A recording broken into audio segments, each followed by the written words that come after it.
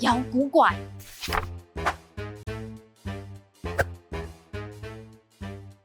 有咩古怪咧？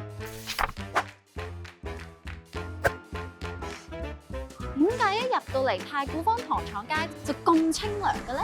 因為我哋而家企咗喺綠色建築嘅前面咯。為咗減緩氣候變化同埋減低碳排放咧，其實而家好多商廈咧都致力打造成一啲嘅綠色建築。今日嚟到太古坊，梗係要發掘更加多嘅減碳方法啦。不如我哋而家去睇下。好，你都仲未講點解呢度特別涼爽喎？因為呢度係一條通風走廊咯。太古地產喺重建太古坊嘅時候，預留咗呢個通風空間，減少困住熱空氣，仲改善到社區嘅微氣候添。喂，我哋嚟太古坊有任務㗎，唔好掛住郊遊啦，快啲行！喂，呢度有咩好影啊？你唔覺得呢度環境開揚？我而家 selfie 啊，連燈都唔使打。梗係啦，大堂嘅玻璃幕牆用嚟引入更多自然光，仲可以減少用照明系統嘅用電量。又慳到電，又令到個環境咁舒服，呢個設計正啊！我等陣帶你去個地方，仲正啊！去！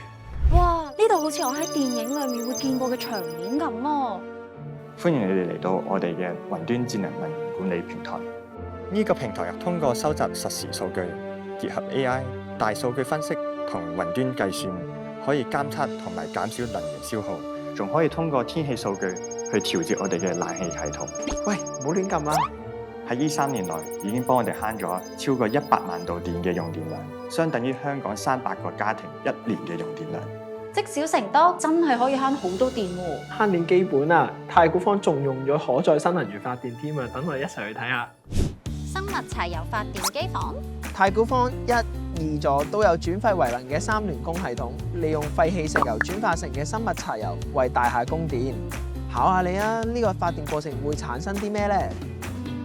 熱力，冇錯啦，冷氣機房可以進行餘熱回收，善用呢啲能源製冷同埋製熱，可以額外提供清潔能源㗎。見你帶我去咗咁多特別嘅地方，等我帶你去下希普飛機維修區睇佢哋點樣用太陽能發電啊！哇，咁多太陽能板嘅，究竟喺度搞緊啲咩大 project 咧？咪就係減碳咯！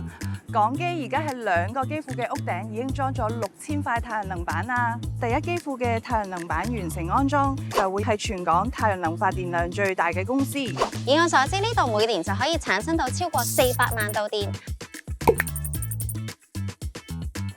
誒，你喺度做緊啲咩啊？呢度咁多塊太陽能板幫我補光 selfie 一定靚啦！我係咪好識善用資源呢？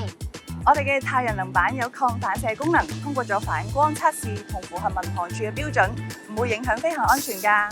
太陽能板都通過咗風力測試，確保結構安全堅固，就算10號風球呢啲惡劣天氣都唔會對機場環境造成影響。咦，機庫嗰邊需要人幫手，不如你哋落去睇下。啊，好攰啊！梗係啦，由一邊機庫行到另外一邊機庫做嘢都有啲距離，但係揸車又唔係太環保喎。其實希圖係有提供3輪車俾維修人員喺機庫之間代步，又低碳又慳唔少腳骨力㗎。